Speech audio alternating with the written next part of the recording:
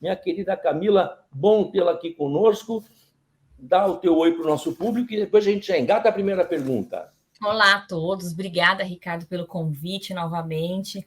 Acho que também para a gente é uma coisa muito boa poder conversar sobre os nossos trabalhos, né? Então, não é, a Sinopsis dá sempre essa oportunidade, não é a primeira vez que a gente pode conversar sobre o baralho de habilidades sociais e o quanto é importante essas reflexões, não só para a gente que cria, para ter também o feedback das pessoas, mas também para os profissionais aí no Brasil todo, né, poderem usar e dar esse retorno para a gente. É sempre muito gostoso falar com você. Muito bom. Então, vamos engatar a primeira pergunta, que é aquela pergunta básica de toda entrevista que a gente faz, mas não sem antes já deixar um alô para vocês, tá? Que vocês vão poder, ao longo desse conteúdo, enquanto ele estiver disponibilizado no YouTube, usar o cupom específico da entrevista com a Camila, que é o Entrevista 35, tá? Então, enquanto você estiver assistindo esse vídeo no YouTube ou qualquer corte dele, você escreve lá, Entrevista 35, e tem 15% de desconto em todo o site da Sinopsis, tá bom? Pessoal, vamos então para a primeira pergunta para a Camila, e vamos já meio que falar a respeito do objetivo que vocês tiveram, né, do baralho, e como ele pode auxiliar na prática clínica dos seus colegas psicólogos.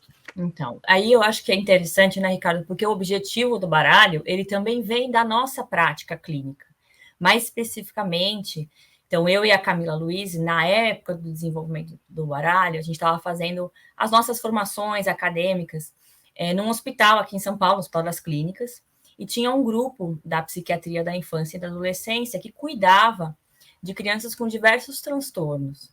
E pensando aí em tipos de intervenções, em tipos de cuidados, e nessas reuniões que a gente tinha com as colegas, a gente sempre chegava numa ideia de que era bem difícil trabalhar a questão das habilidades sociais com as crianças, também as crianças que têm algum tipo de diagnóstico, porque vamos pensar, a gente sabe que a gente recebe essas crianças sempre no consultório, em outras situações, com muitos sintomas, com muitas dificuldades, com aquela queixa da escola, e a gente vai conseguindo trabalhar alguns sintomas, mas a questão das relações sociais ela é muito difícil de ser trabalhada, inclusive porque dentro do consultório a gente recebe somente a criança ou o adolescente, né? Então, como desenvolver essas relações ou como trabalhar elementos dentro da criança, dentro do adolescente, que são fundamentais para que ela possa aí ter habilidades e ferramentas para desenvolver as relações e melhorar a qualidade de vida dela mesmo, né? Não somente uma diminuição de alguns sintomas, de sintomas externalizantes, de hiperatividade, de agitação, mas uma melhora na qualidade das relações, uma melhora na percepção social, uma melhora no entendimento de si mesmo. Então, esse foi o nosso principal objetivo com o baralho, e ele veio de um convite, né, dessa equipe, onde a gente se integrava naquele momento, para tentar contribuir, pensando em algum tipo de atividade ou de ferramenta para aquele contexto do hospital. E eu e a Camila Luiz, depois de muitas ideias e conversas, a gente pensou em desenvolver esse baralho como uma atividade lúdica, como um tipo de instrumento que fosse auxiliar em diversas intervenções. Então, não somente no contexto ali, né, que a gente estava inserido, mas que ele pudesse ser um jogo mesmo. A ideia era fazer um jogo que pudesse simular elementos da vida real das crianças ou das adolescentes, e que eles pudessem, de alguma forma, se colocar ali, despertar reflexões ou se identificar com alguns contextos que a gente trouxesse nessa situação de jogo. Então, esse foi o início aí do baralho de atividades sociais. A gente teve assim, um longo percurso para poder tirar esse projeto do papel. Então, desde o primeiro momento onde a gente idealizou isso, até né, o primeiro do rascunho à finalização já foi um percurso muito grande, e depois, para efetivamente surgir o baralho de habilidades sociais, foi um percurso muito maior. E aí eu quero aqui, né, publicamente agradecer a Sinopsis, que foi a editora que nos deu essa oportunidade, depois assim, de anos que a gente estava desenvolvendo esse projeto. né?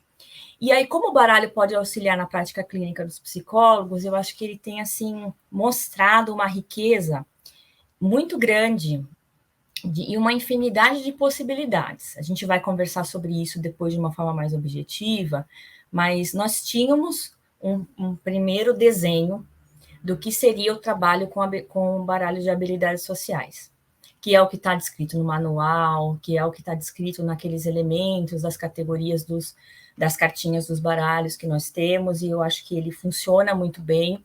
Mas eu vou contar para vocês daqui a pouco que, assim, na prática clínica, a gente percebe que ele é um material que dá muita possibilidade de ser trabalhado de formas criativas, tá? Então, ele não é um material fechado. O baralho de habilidades sociais é um material que você pode usar de diferentes jeitos e diferentes maneiras, ele não se esgota, né? Isso pode até ser difícil num primeiro momento para alguns profissionais entender, porque ele não é como um teste, né? Que você tem um objetivo e ele é uma coisa mais fechada, mas ele dá uma infinidade de possibilidades. Por quê? Porque justamente o objetivo do baralho de habilidades sociais é colocar a criança para pensar e refletir sobre o mundo social dela. E aí isso te dá muitas possibilidades de atuação e interação. Excelente, excelente. Eu tenho outra pergunta que eu já vou engatar nessa, porque você já me levantou a bola e eu não vou deixar de pegar o gancho, né? Você, aliás, agradecendo de antemão, né, a possibilidade de ter produzido o material de vocês, né? Você mencionou na pergunta anterior que vocês percorreram um longo percurso, foi uma coisa, né, que demandou bastante tempo, mas além dessa questão tempo, assim, qual foi o maior desafio na produção do baralho? E essa pergunta, ela tem um duplo sentido para nós, um para você contar a sua experiência, e a outra é para que alguém que esteja nos assistindo agora e que está imbuída, está com vontade de desenvolver uma ferramenta, que está experienciando coisas novas na sua prática clínica e que está criando algo novo, né? Você falando as dificuldades ali, os desafios, a gente, ao mesmo tempo, já tranquiliza quem está do outro lado, que as pessoas, às vezes, se debatem com algumas questões e querem desistir de um projeto, quando não, a gente tem que, né, ir adiante. Então, além dessa questão do percurso, assim, qual foi o desafio aí que vocês tiveram para finalizar essa ferramenta tão importante para trabalhar habilidades sociais com as crianças? Então, antes de responder, sim, diretamente essa pergunta, mas já respondendo, você me fez lembrar do Winnicott, né? Porque o Winnicott fala dessa importância do criar na subjetividade humana, seja das crianças, dos adultos, né? Da nossa expressão do nosso self verdadeiro. E eu acredito de verdade, eu acho que eu tenho uma prática como psicóloga que é muito identificada na expressão da criatividade. E eu acho que a gente precisa criar dentro do trabalho terapêutico, tá? Eu acredito muito nisso porque a gente tem essa experiência da clínica e quem tem a experiência da clínica percebe, justamente no trabalho com crianças, essa criação acontecendo o tempo todo. Criação de significados, a criação do simbolismo, o lúdico e a criação também de ferramentas. Então, eu posso ter um caso de um paciente que para mim é muito desafiador, que às vezes eu não estou conseguindo fazer uma boa leitura do caso em termos diagnósticos, e eu ter um pensamento criativo me permite fazer intervenções que me destravem, que saiam daquele pensamento assim, bom, como é que eu ajudo essa pessoa? Tá? Então, eu acho que esse elemento da criatividade, ele é fundamental no nosso trabalho. E qual foi um dos maiores desafios que eu acho que a gente teve na produção desse baralho? Nós gostaríamos muito de expressar essa criatividade, de sermos criativas e mantendo um rigor, né, uma seriedade acadêmica, para que a gente pudesse realmente fazer uma ferramenta que fosse efetiva, né? Então, a gente não queria fazer simplesmente uma atividade aberta, uma coisa que poderia ser uma intervenção, mas que não tivesse, assim, muito concatenada com os objetivos que a gente pretendia. Então, eu acho que esse foi o maior desafio, porque nós tivemos que estudar, né, procurar os artigos, procurar as referências sobre habilidades sociais, estudar os elementos, né, que estão por trás aí do que a gente chama desse repertório de comportamentos de habilidades sociais, né? Então, o reconhecimento de emoções, as expressões faciais, né, assertividade, tudo isso foram estudos que a gente fez, e assim, e aí o grande desafio foi como pegar isso e expressar essa teoria em termos de uma intervenção prática num contexto de jogo, num contexto lúdico, porque a gente entendia que num contexto de jogo, num contexto lúdico, a criança e o adolescente ele está muito mais à vontade para se expressar, ele está muito mais ali com você na interação terapêutica, no vínculo, e ele vai poder pensar sobre assuntos que às vezes são muito difíceis e que ele se frustra na vida real porque ele falha. Então a gente sabe que tem crianças que têm muitas dificuldades, né? Ou por timidez, ou por excesso de agressividade, ou por dificuldade de falar não, ou porque sofrem bullying. Tem muitas dificuldades nos contextos sociais em que elas vivem, e que é muito difícil você acessar isso na prática clínica numa conversa, como nós estamos tendo aqui, né?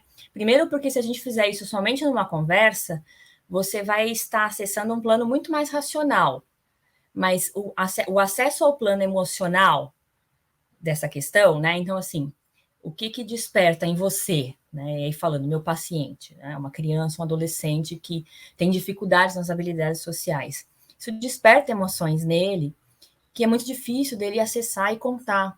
E quando eu crio um ambiente terapêutico que envolve um jogo, que envolve uma brincadeira, que envolve você falar de uma terceira pessoa hipotética que passa por situações muito semelhantes às dele, que ele pode se identificar, isso já tem um contexto de acolhimento que promove uma relação muito mais empática, que ele vai poder estar muito mais livre para criar alternativas de como agir, para pensar melhor e acolher essas emoções, tá? Então, acho que o maior desafio foi esse, assim, a gente poder criar algo que fosse, assim, muito lúdico, muito criativo, que a gente quisesse que, de alguma maneira, fosse divertido para a criança, que fosse um jogo, mas que fosse um jogo de uma intervenção, né? Um baralho de habilidades sociais que propusesse uma intervenção baseada num contexto teórico, numa ferramenta que promovesse uma efetividade, né? Então, depois disso, nós fizemos logo ali, acho que em 2015 ou 2014, se não me engano, nós fizemos um estudo piloto dessa ferramenta, né, que ele é descrito no Manual do Baralho de Habilidades Sociais, e depois, né, aí já somos 2023, são 8 anos de Baralho de Habilidades Sociais, então acho que a gente tem aí um percurso de amadurecimento dessa ferramenta, né? Porque aí o uso também no consultório vai dando respostas para a gente que são muito interessantes sobre a riqueza do material, né? Porque é isso, às vezes você cria algo e a gente não sabe o potencial que tem, né? Algumas criações, e depois a gente vai aprimorando as ferramentas, vai vendo outras possibilidades de criação do baralho. Oi, gostou desse vídeo? Aqui e aqui existem mais 2 links para você continuar assistindo um excelente material sobre psicologia. E aqui embaixo, um cupom de desconto para você comprar em nosso site. Tchau!